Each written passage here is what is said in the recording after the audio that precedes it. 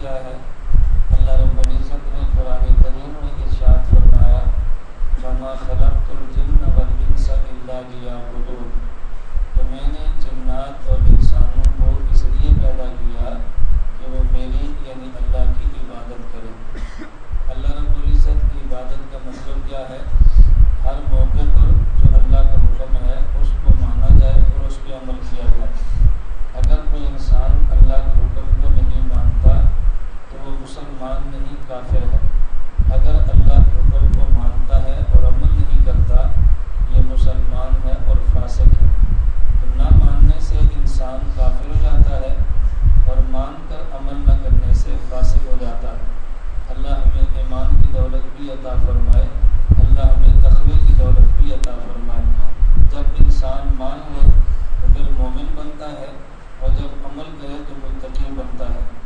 صرف کفر سے بچنا ضروری نہیں بلکہ کفر کے ساتھ فسق سے بچنا بھی ضروری ہے۔ مومن ہونا کافی نہیں، مومن کے ساتھ متقی ہونا بھی ضروری ہے۔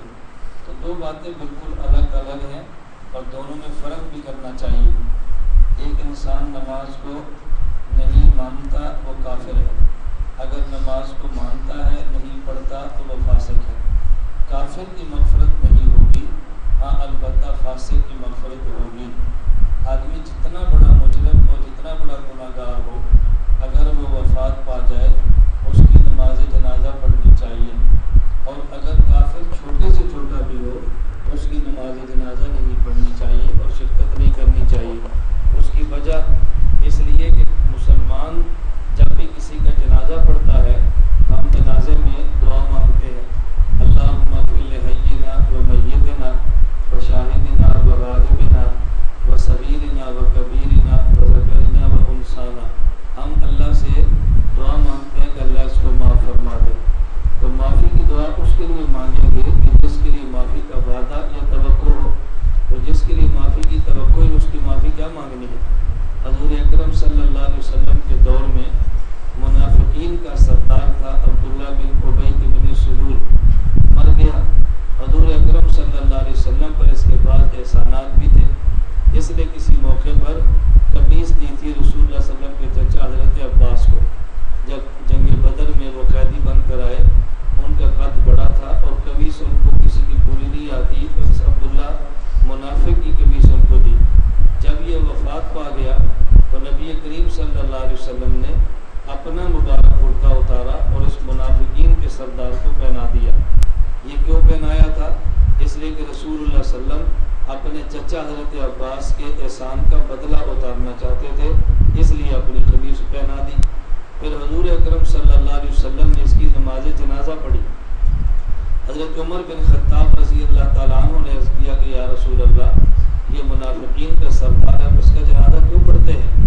اللہ کے نبی صلی اللہ علیہ وسلم فرمانے لگے قرآن کریم میں ان تستغفر لهم 70 اگر 70 مرتبہ اس کے لیے معافی کی دعا مانگو ہم تب بھی معاف نہیں کریں گے، تو میں 70 سے بھی زیادہ مرتبہ دعا مانگوں گا تاکہ اللہ معاف کر دے۔ ابھی تک منافقین اور کفار کے جنازے کی ضمانت نہیں آئی تھی۔ حضرت عمر رضی اللہ نے اصرار کیا کہ حضور ایسا نہ فرمائیں۔ رسول اللہ صلی اللہ علیہ وسلم نے اس پر جنازہ پڑھا اور پیغمبر کے سامنے اور مقاصد بھی تھے۔ اس کا بہت بڑا مقصد یہ تھا اس کی وجہ سے اور لوگ کلمہ پڑھیں اور اسلام میں داخل ہو جائیں۔ مفسرین نے لکھا ہے کہ حضرت رسول اللہ صلی اللہ علیہ وسلم کے اس کا جنازہ پڑھنے کی وجہ سے مدینہ منورہ میں اس کے قبیلے کے 1000 بندہ مسلمان ہوا، اور رسول اللہ صلی اللہ علیہ وسلم کے جو فوائد تھے وہ اللہ نے عطا فرما دیے۔ پھر قرآن کریم کی آیت نازل ہوئی وَلَا تُصَلِّ، اے پیغمبر ان میں سے اگر کافر مر جائے تو آپ نے جنازہ نہیں پڑھنا، وَلَا تَقُمْ عَلَىٰ قَبْرِهِ، اور پھر کافر کی آپ نے قبر پر بھی نہیں جانا۔ معلوم ہوا مسلمان جتنا بڑا گناہ گار ہو اس کا جنازہ پڑھنا چاہیے، اور کافر چھوٹے سے چھوٹا بھی ہو تو اس کے جنازے میں شرکت نہیں کرنی چاہیے۔ مرزائی اور قادیانی یہ کافر ہیں، اس کے جنازے میں شرکت کرنی جائز نہیں ہے۔ رافضی شیعہ مسلمان نہیں ہیں، ان کے جنازے میں شرکت کرنی بھی جائز نہیں ہے۔ یہودی اور عیسائیوں کے جنازے میں تو آپ ایسے نہیں جاتے، اس لیے میں بتا رہا ہوں کہ کافر کا جنازہ پڑھنا جائز نہیں، خواہ وہ چھوٹے سے چھوٹا کافر کیوں نہ ہو، اور مسلمان بڑے سے بڑا فاسق ہو تو پھر بھی اس کے جنازے میں اس توقع پر شرکت کرنی چاہیے کہ اللہ پاک مسلمانوں کی معافی سے اس کو معاف فرما دے گا۔ اور ایسی احادیث آئی بھی ہیں کہ جس میں رسول اللہ صلی اللہ علیہ وسلم نے یہ بشارت عنایت فرمائی بھی ہے، اگر کسی مسلمان کے جنازے میں 40 مسلمان شرکت کریں اور اس کے لیے معافی کی دعا مانگے تو گویا 40 آدمی اللہ کے پاس سفارشی بن کر آئے ہیں، اللہ ان کی سفارش قبول فرماتے ہیں اور اپنے اس مسلمان بندے کو معاف فرما دیتے ہیں۔ میں جو بات سمجھا رہا تھا، ان دو باتوں میں ہم فرق کریں، ایک ہوتا ہے احکام شریعت کو ماننا اور ایک ہوتا ہے احکام شریعت پہ عمل کرنا۔ ماننے کا نام ایمان ہے، عمل کرنے کا نام تقوی اور اسلام ہے۔ احکام شریعت کا انکار کرنا اور عمل نہ کرنا یہ دو باتیں الگ ہیں۔ انکار کرنے کا نام کفر ہے، اور اگر آدمی مان لے اور عمل نہ کرے تو اس کا نام فسق ہے۔ تو ماننا بھی ضروری ہے، عمل کرنا بھی ضروری ہے۔ اللہ رب العزت نے ہمیں پیدا فرمایا تاکہ ہم دنیا میں رہ کے اللہ کی عبادت کریں، اور عبادت کا مطلب یہ نہیں ہے کہ آدمی عبادت کرے تو مزہ آئے، عبادت کرے تو لطف آئے، عبادت کرے تو دل خوش ہو، اس کا نام عبادت نہیں ہے۔ عبادت اس چیز کا نام ہے نماز پڑھے اور مزہ نہ آئے نماز پھر بھی پڑھے، روزہ رکھے اور تکلیف ہو اور روزہ پھر بھی رکھے، بیت اللہ کا حج کرے اور دل کو خوشی نہ ہو پھر بھی کرے، اس لیے کہ عبادات لذت کے لیے نہیں ہوتی، عبادات اللہ کو راضی کرنے کے لیے ہوتی ہے۔ ہمارے عموماً لوگ بڑی جلدی دل چھوڑ جاتے ہیں، ہم نماز پڑھتے ہیں تو مزہ ہی نہیں آتا۔ بھئی اگر مزہ آیا اور پھر نماز پڑھی تو یہ کون سی عبادت ہے؟ عبادت تو تب ہے کہ مزہ نہ آئے نماز تب بھی پڑھے، دل تنگ ہو تب بھی روزہ رکھے، مشقت ہو تب بھی برداشت کرے، اس کا نام عبادت ہے۔ تو عبادات لذت کے لیے نہیں ہے، عبادات اللہ کا حکم سمجھ پر ان کر عمل کرنے کے لیے ہیں۔ اس لیے یہ ذہن بنا لیں کہ ہم دنیا میں عبادت اللہ کی کرنے کے لیے آئے ہیں، جو حکم اللہ پاک نے دیا ہے ہمیں سمجھ آئے تب بھی عمل کریں گے، اگر ہمیں سمجھ نہ آئے تب بھی عمل کریں گے، مانیں گے بھی اور عمل بھی کریں گے۔ ہماری طبیعت کی چاہت ہو تب بھی عمل کریں گے اور طبیعت کی منشا نہ ہو تب بھی عمل کریں گے۔ تو تمام احکام کے ماننے کا نام عبادت ہے۔ میں اگلی بات بیان کرنے سے پہلے ایک چھوٹی سی بات اور کرتا ہوں، اس کو اچھی طرح سمجھ لیں۔ عبادت وہ ہوتی ہے کہ جس میں حکم خدا کا ہوتا ہے، اور عبادت وہ ہوتی ہے جس میں طریقہ مصطفیٰ کا ہوتا ہے، اور عبادت وہ ہوتی ہے جس کو نقل کرنے والا پیغمبر کا صحابی ہوتا رضی اللہ عنہ۔ یہ بات اچھی طرح ذہن نشین فرما لیں، عبادت میں حکم کس کا ہے؟ خدا کا، اور طریقہ کس کا ہے؟ مصطفیٰ کا ہے۔ نقل کرنے والا کون ہے؟ پیغمبر کا صحابی۔ اللہ کا حکم نہ ہو عبادت تب بھی نہیں، رسول اللہ صلی اللہ علیہ وسلم کا طریقہ نہ ہو عبادت تب بھی نہیں، نقل کرنے والا پیغمبر کا صحابی نہ ہو عبادت تب بھی نہیں۔ ہم تینوں باتوں کا خیال کرتے ہیں، اس لیے تینوں میں سے کسی ایک بات سے بھی انکار نہ کریں، اور قرآن کریم نے تینوں کا ذکر کے لفظوں میں کیا ہے، یا ایھا الذین آمنوا اطیعوا اللہ و اطیعوا الرسول و اولی الامر منکم۔ اللہ کی بات مانو، یہ خدا کا حکم ہے، پیغمبر کی بات مانو، ان کا طریقہ ہے، و اولی الامر منکم، فقہا کی بات مانو، یہ پیغمبر کے طریقے کو نقل کرنے والے ہیں۔ اس لیے آدمی ان میں سے کسی ایک چیز کو بھی چھوڑ دے تو عبادت کی روح تک انسان پہنچ ہی نہیں پاتا۔ اللہ ہمیں بات سمجھنے کی توفیق عطا فرمائے۔ میں نے آپ کی خدمت میں جو خصوصیت سے بات عرض کرنی ہے تو وہ یہ کہ ابھی چند دن بعد انشاءاللہ العزیز رمضان کا مبارک مہینہ شروع ہونے والا ہے۔ آپ میں سے اور ہم میں سے خوش قسمت وہ لوگ ہیں جن کو اللہ رمضان کی بابرکت گھڑیاں عطا فرما دے۔ اللہ کا بہت بڑا کرم ہے، اللہ رمضان کی نعمت عطا فرما دے۔ اللہ رمضان کی نعمت دیتے ہیں، لیکن بعضوں کو نعمت کی قدر بھی دیتے ہیں، اور جب اللہ ناراض ہوتے ہیں تو اس نعمت کی قدر کو چھین بھی لیتے ہیں۔ اس لیے دعا یہ کریں اللہ رمضان کی نعمت بھی دے اور رمضان کی نعمت کی قدر کرنے کی توفیق بھی عطا فرمائے۔ رمضان المبارک کی خصوصیت کے ساتھ تو دو عبادتیں ہیں بڑی اہم قسم کی۔ نمبر ایک، بلکہ تین عبادتیں کہہ لیں۔ نمبر ایک، پورے رمضان میں دن کا روزہ۔ نمبر دو، پورے رمضان میں رات کی تراویح، لیکن روزہ بھی پورا رکھنا ہے اور تراویح بھی پوری پڑھنی ہے۔ یہ جو ہمارے یہاں دو مرض اور بیماریاں چلی ہیں کہ رمضان کا لوگ روزہ رکھتے ہیں، ابھی 1 یا 2 منٹ باقی ہوتے ہیں اور رمضان کا روزہ توڑ دیتے ہیں اور کھول دیتے ہیں. اور سب سے زیادہ بیماری ان مسجدوں میں ہے کہ جو غیر مقلدین اور اہل حدیثوں کی مسجدیں ہیں. وہ سورج کے غروب ہونے سے 2 منٹ پہلے اذانیں دلوا کر روزے توڑوا دیتے ہیں. اس لیے پورے رمضان میں اس بات کا خیال کریں اہل سنت کی مساجد میں جائیں، ان کی مساجد میں نہ جائیں. اپنے روزے کو برباد نہ کریں، روزے کا خیال فرمائیں. نمبر 2، رمضان مبارک میں تراویح پڑھیں، لیکن تراویح 20 رکعت پڑھیں. 8 رکعت تراویح کا شریعت میں کوئی وجود نہیں ہے. جو لوگ 8 کی بات کریں ان کی حوصلہ شکنی کریں، حوصلہ افزائی نہ کریں. ہمارے عام مسجدوں کا معمول ہے بہت سارے لوگ 8 تراویح پڑھتے ہیں اور 8 کے بعد دوڑ جاتے ہیں اور کہتے ہیں یہ بھی حدیث میں، یہ بھی حدیث میں ہے. جو کہتے ہیں 8 تراویح حدیث میں، بالکل وہ جھوٹ بولتا ہے. رسول اللہ صلی اللہ علیہ وسلم کے صحابہ کرام سے جو امت کو تراویح ملی ہے وہ 8 رکعت نہیں بلکہ وہ 20 رکعت تراویح ہے. اس لیے رمضان کا روزہ بھی پورا رکھنا ہے اور رمضان کی تراویح بھی پوری، اس کا بڑا اہتمام کریں.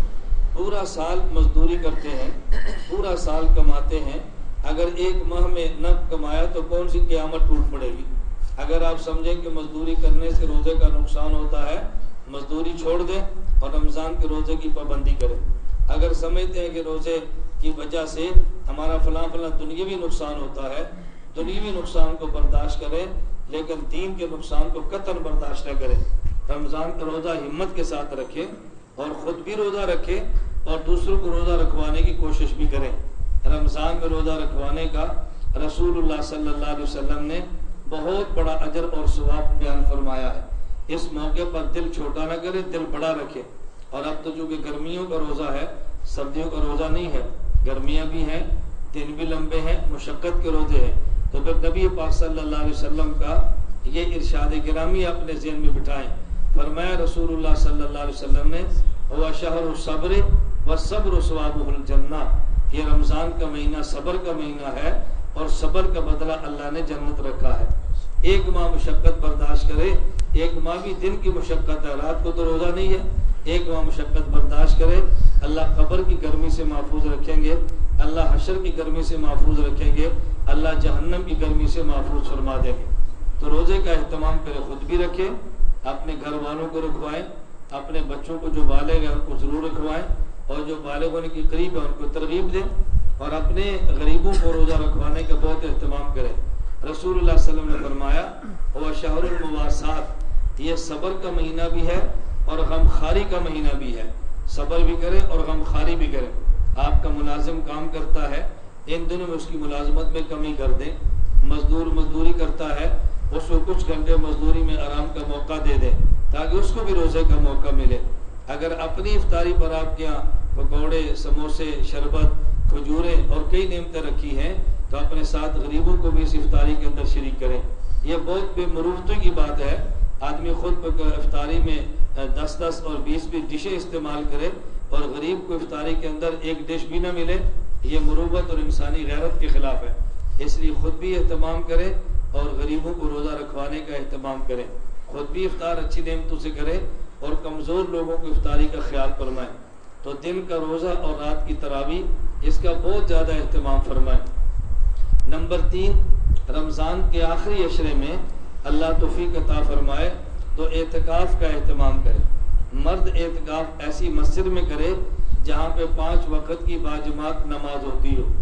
جمعہ شرط نہیں ہے، وہاں جماعت کے ساتھ نماز پڑھیں. اور اگر ایسی مسجد جو جامع نہ ہو وہاں اعتکاف میں بیٹھے اور جمعے کے لیے جامع مسجد میں اتنی وقت پہلے چلے جائیں کہ خطبے سے تھوڑی دیر پہلے پہنچ جائیں، خطبہ سنیں اور جمعہ پڑھیں اور کوشش کریں سنتیں واپس اسی مسجد میں آ کر پڑھیں جہاں پہ آپ اعتکاف کے اندر بیٹھے ہیں، واپس آ جائیں. اعتکاف کا بہت زیادہ اہتمام کریں.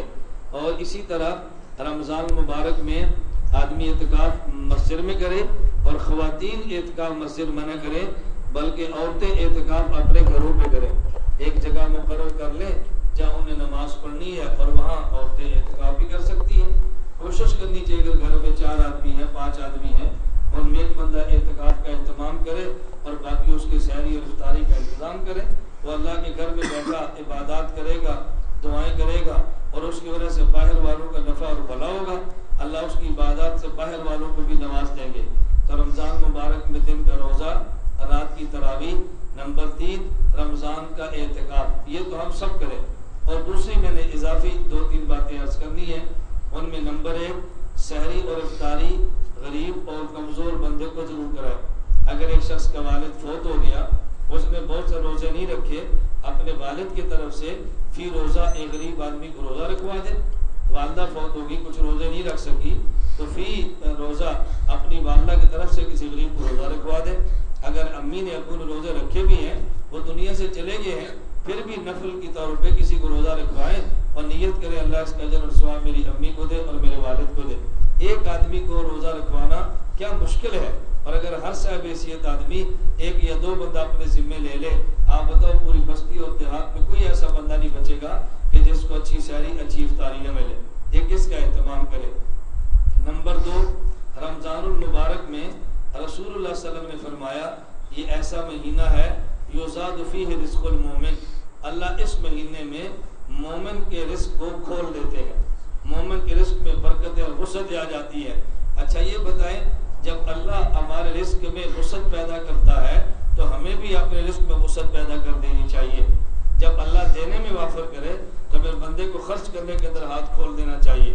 حدیث مبارک میں ہے رسول اللہ صلی اللہ علیہ وسلم تو بہت زیادہ سخی تھے، اور جب رمضان کا مہینہ آتا حدیث میں اجود من المرسل، ایسی ہوائیں جو تیز چلائی جاتی ہیں، اللہ کے نبی تیز ہوا سے بھی زیادہ رمضان مبارک میں سخاوت فرمایا کرتے تھے۔ سخاوت ہمارے پیغمبر کی سنت ہے، اور ایک عربی کا شعر ہے، کہتے ہیں الجود ستر صالح والبخل عیب فاتح۔ سخاوت ایک ایسا وصف ہے آدمی کے بہت سارے عیوب پہ پردے ڈال دیتا ہے، اور بخل ایک ایسا مرض ہے جو آدمی کی خوبیوں پر پانی پھیر دیتا ہے۔ اس لیے رمضان مبارک میں اپنا ہاتھ کھلا رکھیں۔ اگر اپنا ہاتھ غریب اور مسکین پر کھلا نہیں رکھ سکتے تو کم از کم اپنے گھر والوں پر کھلا ہاتھ کر دیں، اپنی اولاد پہ، بیوی پہ، بچوں پہ ہاتھ کھلا رکھیں۔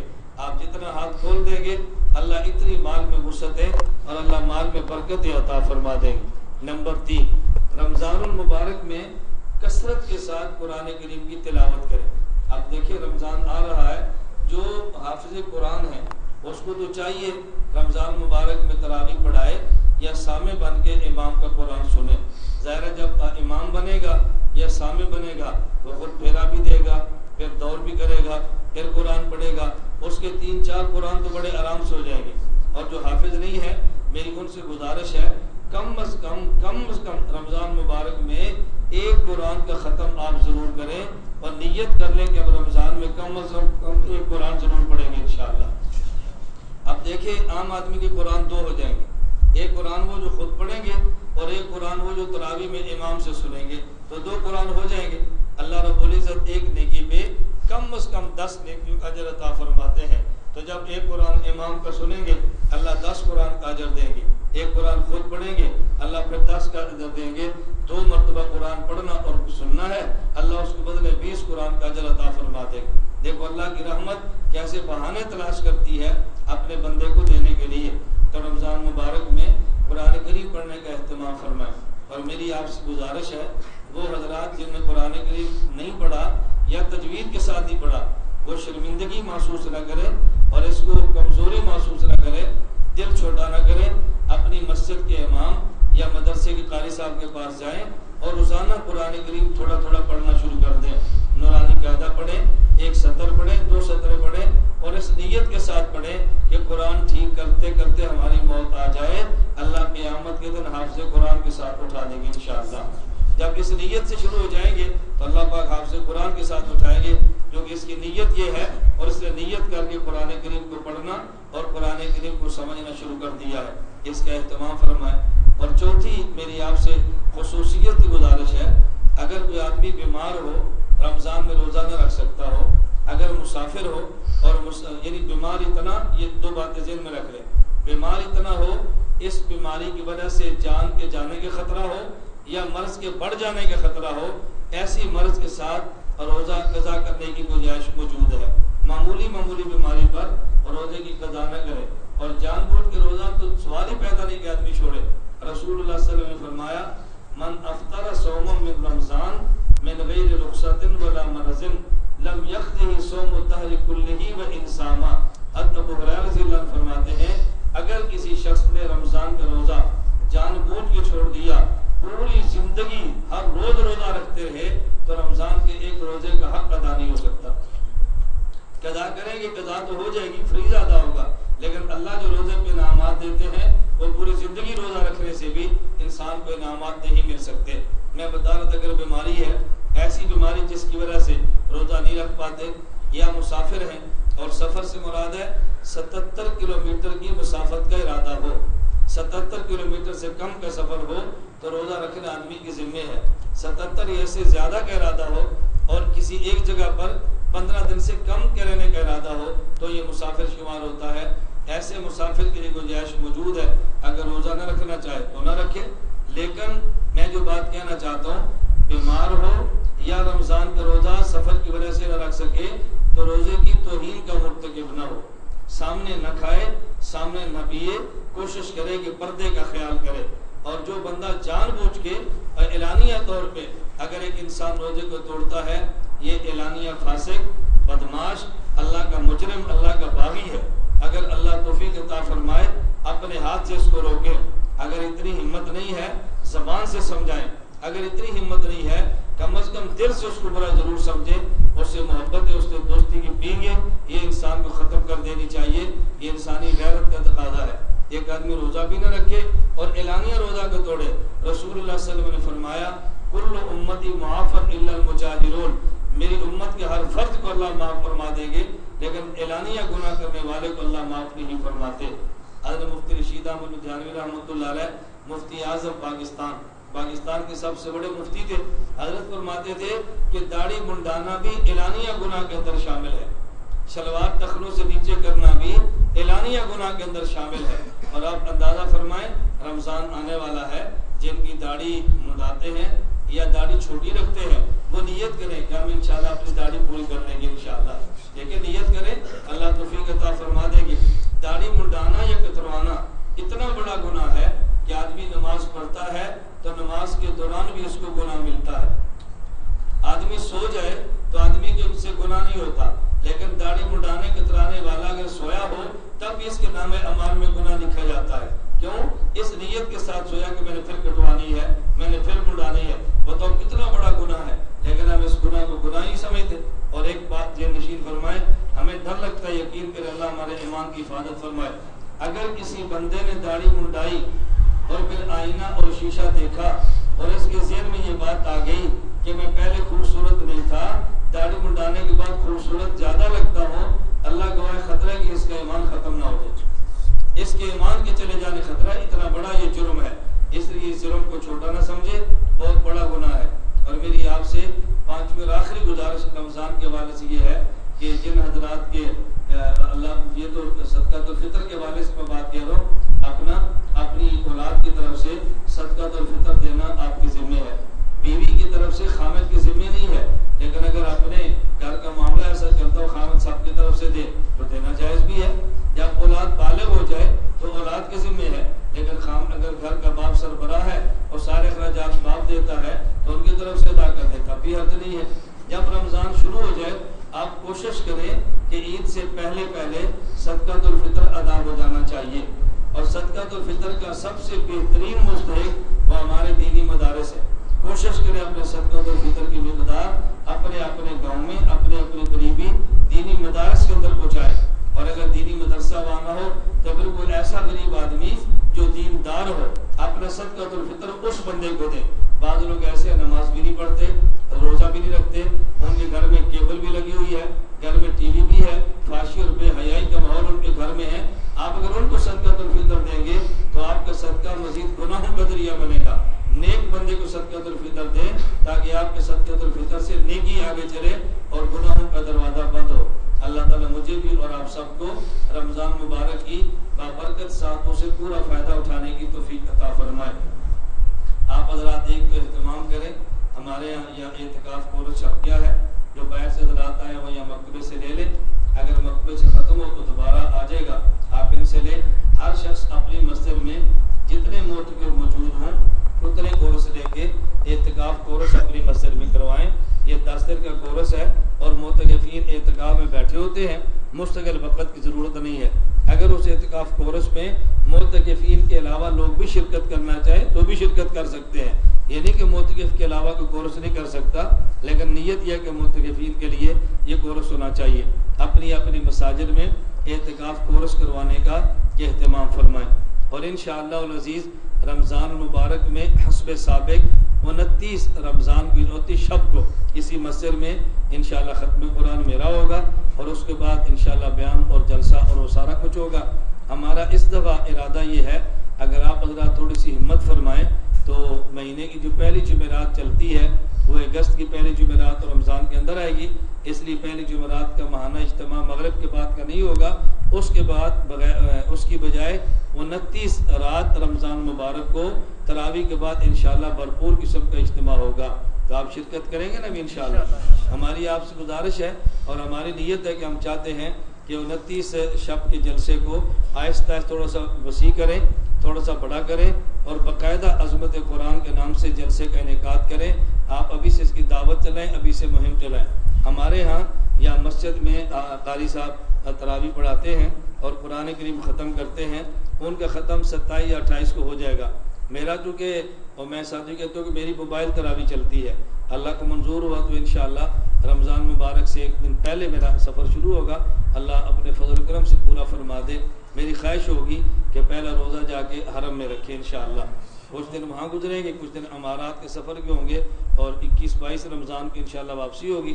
میری چونکہ موبائل تراویح چلتی ہے، جہاں رات ہوتی ہے وہاں میں ایک پارہ تراویح کے اندر سناتا ہوں، اور آخری پارہ 29 شب کو یہاں اپنی سی مرکز اہل سنت والجماعت کی مسجد میں ہوتا ہے، تو انشاءاللہ ختم قرآن بھی ہوگا اور اس کے بعد پروگرام اور جلسہ بھی ہوگا۔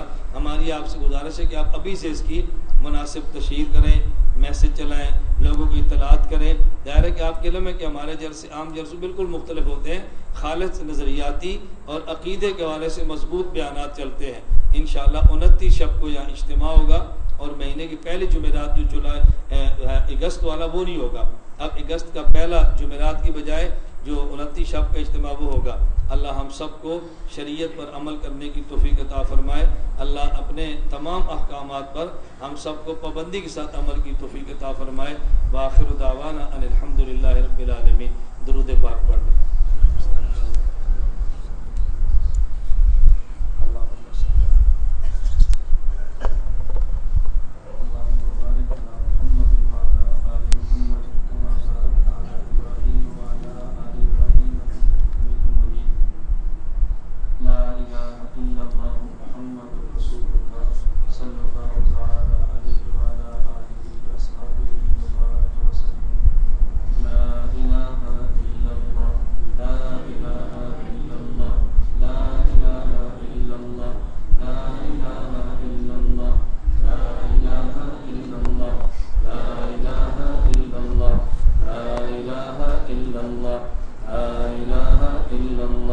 لا إله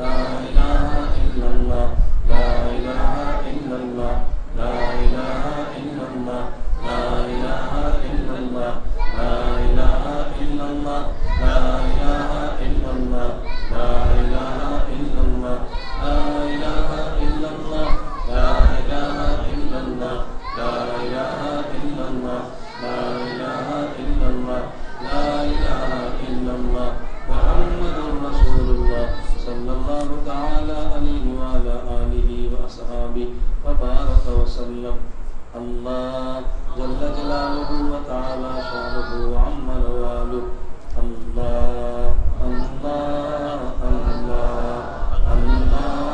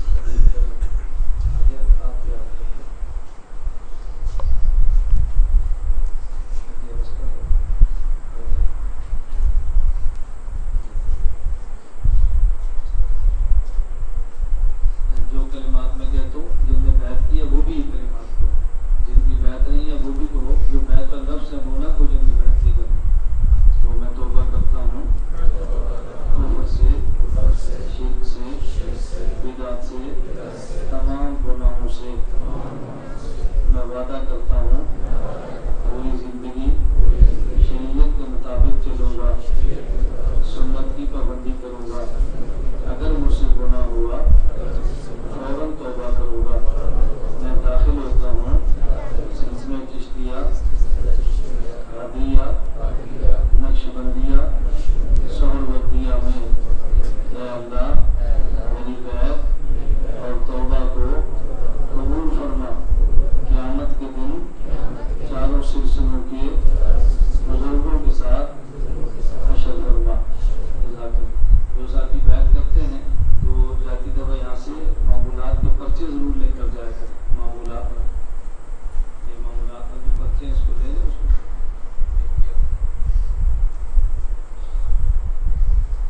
جو ساتھی پہلے بھی بیعت کر چکے ان کے پاس معمولات والے پرچے نہیں ہیں، وہ ان سے معمولات والے پرچے ضرور لے لیں۔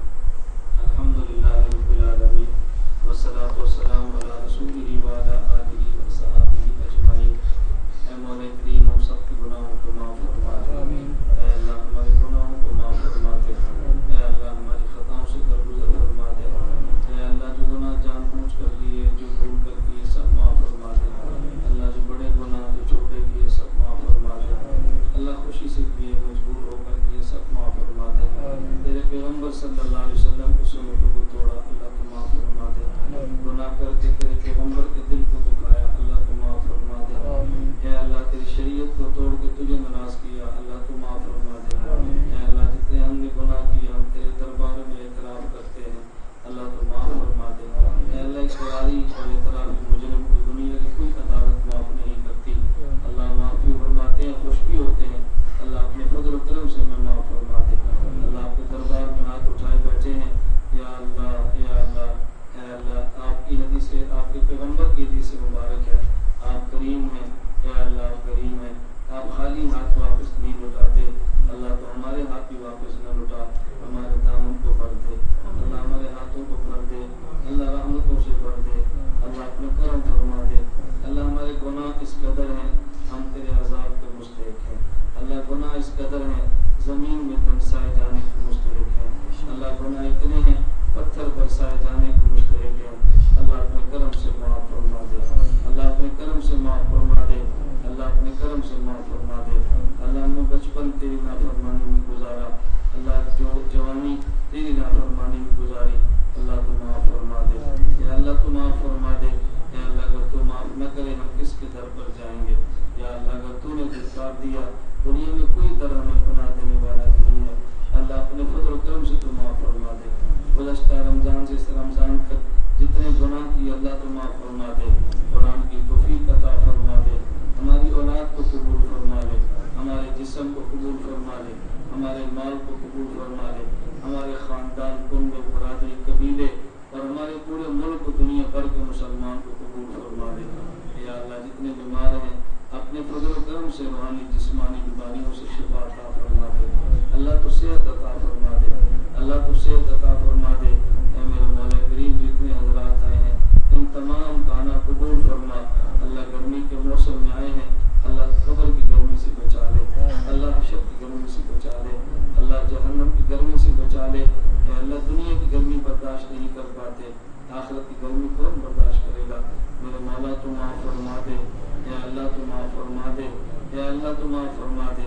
اللہ ایمان عطا فرمایا، کفر سے محفوظ فرما لے، اللہ ہدایت دی ہے، ضلالت کی گمراہی سے بچا لے۔ اے میرے مولا تو سنت کی توفیق عطا فرمائی، بدعات سے بچا لے، اللہ تو نے علم کی نعمت دی ہے، جہالت سے بچا لے، اے اللہ صحت دی ہے، بیماریوں سے بچا لے، اللہ دولت دی ہے، غربت سے بچا لے، اللہ عزت دی ہے، ذلت سے بچا لے، میرے مولا ذلت سے بچا لے، اللہ دین سے جوڑا ہے، دین کی محرومی سے بچا لے، اے اللہ علماء حق کے ساتھ جوڑا ہے، علماء حق کی دوری سے بچا لے، اللہ خیر عطا فرمائی ہے، ہمیں شرور سے بچا لے۔ اے میرے مولا اس مرکز کو دنیا بھر کے اہل سنت و جماعت کا مرکز بنا دے، مرکز اہل سنت والجماعت کی تعمیر شروع ہے، اپنے فضل و کرم سے اس کو مکمل فرما دے اللہ، تھوڑے وقت میں مکمل فرما دے اللہ، اسباب کا انتظام بھی فرما دے اللہ، تو غنی ہے فقیر ہے اللہ، تیرے در پہ آئے ہیں، کسی اور کے در پہ جانے سے ہمیں بچا لے اللہ، ذلت سے بچا لے، عزت کے ساتھ اسباب عطا فرما دے اللہ، جتنے بھی دینی ادارے ہیں تمام اداروں کو فضل و کرم سے کامیاب فرما دے اللہ، فضل و کرم سے کامیاب فرما دے اللہ، فضل و کرم سے کامیاب فرما دے اے میرے مولا کریم، رحمتوں کی بارشیں عطا فرما اللہ، زحمتوں سے بچا لے، رمضان کی برکات کی رسول کی توفیق عطا فرما اے اللہ، جتنی دعائیں مانگی اپنے فضل و کرم سے قبول فرما لے، جو خیر تیرے پیغمبر نے مانگی ہمیں عطا فرما دے، جن شرور سے تیرے پیغمبر نے پناہ مانگی ہمیں محفوظ فرما لے، وانت المستعان وعلیک البلاغ ولا حول ولا قوت الا باللہ العلی العظیم اے اللہ، کتنے بیمار ہیں جن نے دعا کے لیے فرمایا ان کو صحت عطا فرما دے اللہ، کتنے مقروض ہیں ان نے قرضوں کی ادائیگی کے لیے دعا کے لیے کہا اللہ، ان کے قرضوں کی ادائیگی کے اسباب پیدا فرما دے اللہ، کتنے بے اولاد ہیں ان نے اولاد کی دعا کے لیے کہا اللہ، ان کو نیک اولاد عطا فرما دے اے اللہ، کتنے وہ لوگ ہیں جن کی بچیاں اور بچے گھروں میں ہیں، مناسب رشتے نہیں ملتے اللہ، اپنے فضل و کرم سے مناسب رشتوں کا انتظام فرما دے اللہ، جن کے نکاح ہو چکے ہیں ان کے گھروں کو آباد فرما اللہ، گھروں کو شاد فرما، ہمارے دل سے بغض اور کینے کو نکال دے اللہ، محبت الفت عطا فرما، ہمارے ملک کی حفاظت فرما، امن و ایمان عطا فرما، امن و سلامتی عطا فرما اللہ، جو ہمارے ملک کے خیر خواہ ہیں اللہ، تو ان کو کامیابیاں دے، جو ملک اور اسلام کے دشمن ہیں اللہ، ان کو چن چن کے ختم فرما، ان کو ہدایت عطا فرما، مقدر میں ہدایت نہیں اللہ، ان کو چن کے ختم فرما، ہمارے حکمرانوں کو نیک بنا دے